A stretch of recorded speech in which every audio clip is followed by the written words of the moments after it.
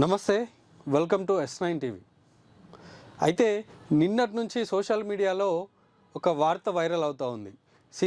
మంత్రి సీతక్కకు సంబంధించిన ఒక వార్త వైరల్ అవుతూ ఉంది. ఏంటంటే మావోయిస్టులు సీతక్కకి ఒక లేఖ రాశారు. దాంట్లో ఏముందంటే ఆదివాసీల భూములకు సంబంధించి తెలంగాణ గవర్నమెంట్ ఒక జీవో తీసుకొచ్చింది. GO number 49. జీవో నెంబర్ 49 సంబంధించిన ఒక ఇష్యూ నడుస్తుంది. ఆ ఇష్యూ మీద సీతక్క ఎందుకు కొట్లాడతలేదు ప్రభుత్వంతో అనేసి ఈ లేఖలో ఉంది.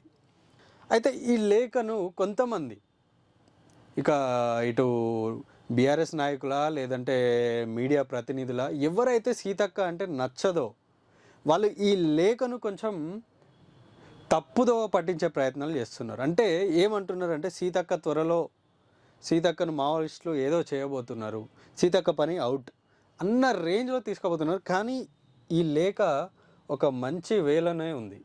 ఇక్కడ ఏం రాసి ఉందంటే మీ అందరికీ ఆల్రెడీ తెలిసే ఉంటుంది, ఇది చదివే ఉంటారు కొంతమంది. 339 గ్రామాల ప్రజలని జీవో నంబర్ 49 అనే జీవో తీసుకొచ్చి ఈ గ్రామ ప్రజలను అక్కడి నుంచి తరలించే ప్రయత్నం అయితే గవర్నమెంట్ చేస్తూ ఉంది. అయితే ఇది దేనికోసం చేస్తున్నారు? జంతు పులుల కోసమా, మానవ పులుల కోసమా? ఇక్కడ దీంట్లో చాలా పెద్ద అర్థం ఉంది. చాలా అంటే చాలా పెద్ద అర్థం ఉంది. జంతు పులుల కోసమా, మానవ పులుల కోసమా? అంటే నిజంగానే ఇది జంతువుల కోసమా, లేకపోతే ఎవరైనా మానవుల కన్ను దీనిపైన పడిందా? ఈ 339 గ్రామాల ప్రజలని మీరు ఎక్కడికైనా తరలించి అది మీ సోకాల్డ్ ఎవరైతే ఉన్నారో వాళ్ళ కోసమా, లేకపోతే నిజంగానే ఇది జంతువుల కోసమా? అంటే ప్రభుత్వం ఏం చెప్తుంది? ఇది జంతువుల కోసమే, జంతు సంరక్షణ కోసమే ఈ గ్రామాల ప్రజలని తరలిస్తున్నాము అని ప్రభుత్వం అంటుంది. మరి ఇన్ని రోజులు ఎక్కడ పోయింది మీ ప్రేమ జంతువుల మీద? పెద్ద పెద్ద అడవులు ఉన్నాయి, ఇంకా పెద్ద పెద్ద అడవులు ఉన్నాయి. ఇన్ని రోజులు ఎక్కడ పోయింది మీ ప్రేమ? ఈ 339 గ్రామాల మీదనే ఎందుకు మీకు అంత ప్రేమ అనేది ఇక్కడ క్వశ్చన్ మార్క్. ఈ ఆదివాసీ ప్రజలే కనుక లేకపోతే జంతు సహజీవనం ఉండకపోతుండే, ఆ చెట్లు ఉండకపోతుండే. ఇప్పటికీ ఈ ఆదివాసుల వల్లనే ఆ పాటికి ఉన్నాయి అక్కడ జంగల్, లేకపోతే ఉండకపోవు. వెళ్ళిపోమని అంటున్నారు. వాళ్ళ పరిస్థితి ఏంది? వాళ్ళు ఎక్కడ పోవాలి?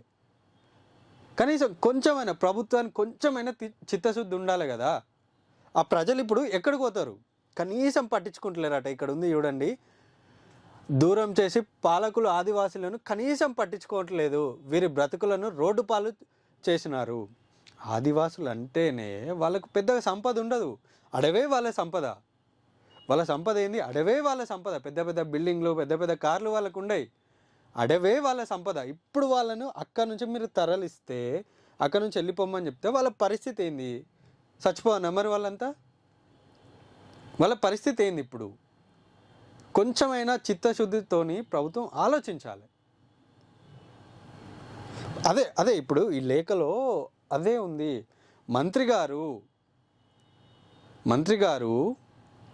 మీరు ఆ ఆదివాసుల పక్షాన మీరు ఎప్పటికీ ఆదివాసులతోని తిరుగుతూ ఉంటారు, మీరు ఆ భావజాలం నుంచి వచ్చిన వారు అని చెప్పి రాసినారు ఆ లేఖ.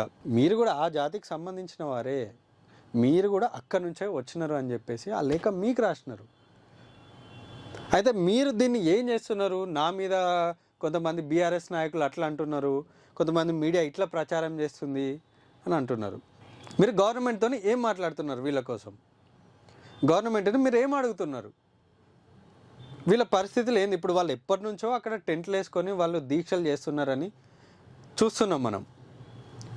వీళ్ళ పరిస్థితి ఏంది ఇప్పుడు అనేది ఇక్కడ క్వశ్చన్ మార్క్. అయితే వీళ్ళకి ఆల్రెడీ మీకు ఆ భూమి ఏదైతే ఉందో దానికి మేము పట్టాలు ఇస్తామని చెప్పినారంట. అయితే ఇది ఎలక్షన్స్కి ముందు చెప్పుంటారు. ఇప్పుడు ఎలక్షన్స్ అయిపోయినాయి కదా, గెలిచిరు కదా, ఇప్పుడు ఎందుకు ఇస్తారండి? ఇప్పుడు ఇయర్గా అయిపోయినాయి, ఎలక్షన్స్ అయిపోయినాయి, ఎవరి వాళ్ళు పంచుకున్నారు. ఇప్పుడు ఎక్కడెక్కడ భూములు ఉన్నాయి, ఎక్కడెక్కడ ఏమున్నాయి అని వాళ్ళకి పంచే ప్రయత్నంలోనే ఉన్నట్టున్నారు. ఇంకా కూడా వీరికి కూడా రైతు భరోసా ఇవ్వాలి. ఆదివాసీ సంఘాలతో చర్చించి వారు అడుగుతున్న న్యాయ సమ్మతమైన రాజ్యాంగబద్ధమైన చట్టబద్ధమైన డిమాండ్లను తప్పక వెంటనే పరిష్కరించాలి. ఈ ఆదివాసులను ఎట్లా అంటే ఎంతోమంది ఫారెస్ట్ ఆఫీసర్లను పోలీసులను పెట్టి వీళ్ళని ఎట్లా అంటే నక్సలైట్లని ఎట్లయితే ఈడ్చుకుపోతారో ఆ విధంగా వాళ్ళని చిత్రహింసలు పెడుతున్నారంట. ఎందుకు? మీరే కదా ఆ భూమి పట్టాలు ఇస్తాము అని చెప్పింది మీరే కదా, మరి ఇవ్వచ్చు కదా. ఎవరి కోసం ఇదంతా? 339 గ్రామాల ప్రజలంటే ఇట్స్ నాట్ ఏ జోక్. ప్రభుత్వం ఖచ్చితంగా దీనిపైన స్పందించాలి. ఖచ్చితంగా స్పందించి ఆ 339 గ్రామాల ప్రజలకు ఏదో ఒక విధమైన న్యాయం వాళ్ళకి చేయాలి. మీరు ఇప్పుడు ఏం చేయాలంటే, మీరు సరే అక్కడ నుంచి ఖాళీ చేపిస్తున్నారు, ఆ ప్రజలని మీరు అక్కడ నుంచి ఖాళీ చేపిస్తున్నారు. వాళ్ళు ఎట్లా బతకాలి, వాళ్ళ పిల్లలను వాళ్ళు ఎట్లా చదువుకోవాలి, వాళ్ళ జీవన విధానం ఏంటిది అని ఫస్ట్ వాళ్ళకి చెప్పండి. అక్కడ మీ జీవన విధానం ఇది, మేము ఇక్కడ ఇస్తున్నాం, మీకు ఈ నౌకర్లు ఇస్తున్నాం, లేకపోతే మీకు ఇది ఒక దారి చూపిస్తున్నాం అని ఒకటి మీరు చూపియండి. అంతేగాని పోలీసులను పెట్టి ఫారెస్ట్ ఆఫీసర్లను పెట్టి మీరు పోండి అని ఇటు ఆ ప్రజలకు ఇబ్బందే, ఇక్కడ పోయిన ఆఫీసర్లకు ఇబ్బందే, ఇద్దరికి ఇబ్బందే. రేవంత్ రెడ్డి ప్రభుత్వంలో కీలక మంత్రిగా ఉన్న ధనసరి అనసూయ గారు ఎందుకు ఆదివాసీల గురించి మాట్లాడటం లేదు అనేది అందరూ మాట్లాడుకుంటున్నారు. సీతక్క సొంత నియోజకవర్గంలో ఇంత పెద్ద ఇష్యూ జరుగుతుంది. సీతక్క మాజీ నక్సలైట్. అట్లాంటి వ్యక్తి ప్రభుత్వంతో కొట్లాడి ఏదో ఒకటి చేసి వాళ్ళని అక్కడ ఉంచుడా, లేకపోతే మళ్ళీ వాళ్ళకి ఏదైనా చూపించడమా, లేకపోతే డైరెక్ట్ ఒప్పుకోవాలి నాతోని అయితలేదని డైరెక్ట్ మీ ఆదివాసులతో చెప్పండి. మీరు ప్రజల మధ్యలో ఉండే మనుషులు, ఎప్పటి నుంచో ప్రజల మధ్యలో ఉండే మనుషులే, ఇప్పుడు కాదు. మీరు చాలా చిన్న స్థాయి నుంచి, చాలా అట్టడుగు వర్గాల నుంచి వచ్చిన వ్యక్తి మీరు. ఈరోజు మినిస్టర్ స్థాయికి వచ్చారంటే మామూలు విషయం కాదు. కానీ మీ హోదా ఎట్లొచ్చింది మీకు? ఇప్పుడు మీరున్న హోదా మీకు ఎట్లొచ్చింది? మీరు ఎక్కడో తప్పు చేస్తున్నారు, మీరు వాళ్ళని పట్టించుకోవట్లేదని మేము అనట్లేదు. మేము చూసినాం.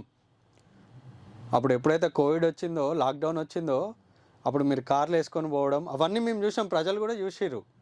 అవన్నీ చూసే మీరు ఏ పార్టీలు ఉన్నారనేది పట్టించుకోకుండా మీకు ఓట్లు వేస్తూ ఉన్నారు, మీరు వస్తూ ఉన్నారు. ఈరోజు మీరు మినిస్టర్ స్థాయికి ఎదిగినారు. ఇట్లాంటప్పుడు మీరు ఏం చేయాలి? అయితే నాతో అయితలేదు అని డైరెక్ట్ ప్రజలతో చెప్పండి. మధ్యలో మీరు ఎందుకు నలిగిపోతారు? ఇటు ప్రభుత్వం మధ్యలో ప్రజల మధ్యలో చెప్పండి, మాతో అయితలేదు అని చెప్పండి ఓపెన్గా. లేదు నాతో అవుతుంది, నేను చేపిస్తా అని చెప్పండి. లేదు ఇవి రెండు కాదు, ప్రత్యామ్నాయంగా మీకు ఇంకో ఆప్షన్ ఉంది అని అట్లయినా చెప్పండి. అయితే రాహుల్ గాంధీ కూడా చాలాసార్లు మాట్లాడతారు, చాలాసార్లు ఆదివాసీలే ఈ దేశానికి మూలం అని మాట్లాడతారు రాహుల్ గాంధీ కూడా. మరి ఇప్పుడు రాహుల్ గాంధీ మర్చిపోయిందా అది? లేదంటే ఇష్యూ రాహుల్ గాంధీకి తెలియదా? లేదు అంటే ఈ స్టేట్లో ఉన్న నాయకులు మర్చిపోయారా? ఈ ఆదివాసీలకు సంబంధించిన సమస్య ఎక్కడున్నా తెలంగాణ స్టేట్లో ఆదివాసీలకు సంబంధించిన సమస్య ఎక్కడున్నా దానికి బాధ్యత సీతక్కనే వహించాలి. ఇది కరెక్టు. ఇక్కడ ప్రజలను కూడా హెచ్చరిస్తున్నారు, ప్రజలారా మీరంతా ఏకమై ఈ ఆదివాస సంపద ఏదైతుందో మనం దాన్ని రక్షించుకోవాలి.